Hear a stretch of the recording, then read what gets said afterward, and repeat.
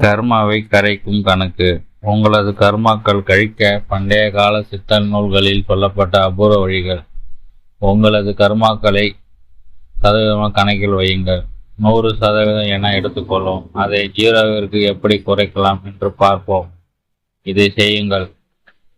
பறவைகளுக்கு நீர் வைத்தால் 2%, தானியங்கள் வைத்தால் 5%, நாய்களுக்கு உணவு அளித்தால் 32%, மீன்களுக்கு உணவு அளித்தால் 20%, குரங்குகளுக்கு உணவு அளித்தால் 36%, குதிரைகளுக்கு உணவு அளித்தால் 64%, யானைகளுக்கு உணவு அளித்தால் 68%, பசுக்களுக்கு உணவு அளித்தால் 86%, ஆடுகளுக்கு உணவு அளித்தால் 62%, தாய் தந்தையருக்கு மற்றும் ஆதரவற்ற முதியவர்களுக்கு ஒருவேளை உணவு கொடுத்தால் 86%, சகோதர சகோதரிகள் அவர்கள் கஷ்டப்படும் போது நம்ம அவர்களுக்கு உணவு அளித்தாலும் 70%, கர்ப்பஸ்திரிகளுக்கு 78%, ஒருவேளை உணவுக்கோ வழி இல்லாதவர்களுக்கு 70%, கணவன் மனைவிக்கு ஒருவருக்கு ஒருவர் 48%, அனாதை முதியோர் இல்லங்களுக்கு 75%, நோயாளிக்கு 93%, மரம் செடி கொடிகளுக்கு நீர் ஊற்றுதல் 90%, திருமணம் செய்து வைத்தல், ஏழை மாணவர்களுக்கு கல்வி போன்ற பல புண்ணிய காரியங்கள் உதவுதல்.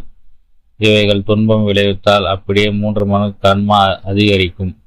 சரி, இனி ஆன்மீக ரீதியாக பார்ப்போம். கோயில் மயில்களுக்கு, கோயில் காகத்திற்கு, கோயில் சேவல்களுக்கு, கோயில் யானைகளுக்கு, கோயில் குலைத்துள்ள மீன்களுக்கு, கோயில் பூசாரி பிராமணருக்கு உணவு, விசேஷ காலங்களில் அக்கம் பக்கத்தினருக்கு, கோயில் அன்னப்பாலிப்பிற்கு உதவுதல், அன்னத்திற்கு உதவுதல், கோயில் கட்டுமானங்களுக்கு உதவுதல், கோயில் விளக்கு எண்ணெயை கொடுத்தல், கோயில் வாசலில் யாசகம் எடுப்போருக்கு உணவு, இறைவனுக்கு பூ மாலை, முன்னோர்கள் வழிபாடு, மறைந்த தாய் தந்தையருக்கு திதி, ஏழை மாணவர்கள் படிக்க, தெய்வங்களை பற்றி அறிதல், புராணங்களை அறிதல் மற்றும் கோயில் நடைபெறும் கும்பாபிஷேகத்துக்கு உதவுதல் அல்லது விழாவுக்கு சென்று இறையை உணர்தல் போன்ற எந்த ஒரு விஷயத்தையும் உணர்ந்து செய்தால் 99 கர்மாவை கழிக்கலாம்.